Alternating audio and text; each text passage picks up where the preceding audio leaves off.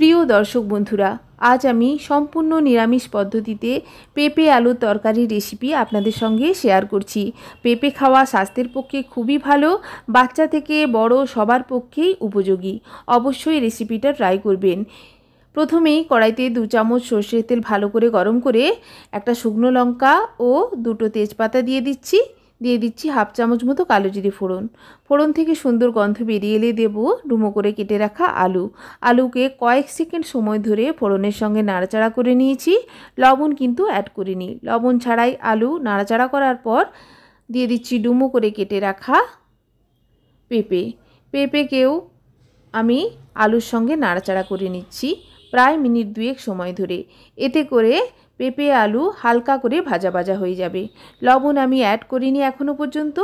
এরপর আমি অ্যাড করে দিচ্ছি পরিমাণ মতো লবণ ও হলুদ অ্যাড করার পর ভালো করে মিক্সড করে দিয়ে গ্যাসের ফ্লেমটা লোতে করে ঢাকা দিয়ে মিনিট 2 সময়ের জন্য রেখে দেব।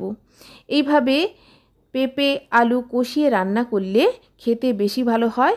অবশ্যই এইভাবে কষিয়ে রান্না করবেন। 2 মিনিট পর ঢাকা খুলে আবারও নাড়াচাড়া করে দিয়েছি। এইভাবে নাড়াচাড়া করে দিতে হবে, নাহলে পেঁপে নিচের দিকে বসে যাওয়ার সম্ভাবনা থাকে। ভালো করে আবারও নাড়াচাড়া করে অ্যাড করে দিচ্ছি পরিমাণ মতো জল অ্যাড করে জল ভালো করে মিক্সড করে দিয়ে ঢাকা দিয়ে গ্যাসের ফ্লেমটা মিডিয়ামে করে রেখে দেব। অপর দিকে 1 চামচ মতো গোটা জিরে একটা ফ্রাইং প্যানে ড্রাই রোস্ট করে গুঁড়ো করে নেব। দেখুন ঢাকা খুলে দিয়েছি। অ্যাড করছি থেতো করা হাফ চামচ মতো আদাকে ভালো করে মিক্সড করে আবারও ঢাকা দিয়ে রেখেছিলাম মিনিট 3 সময়ের জন্য।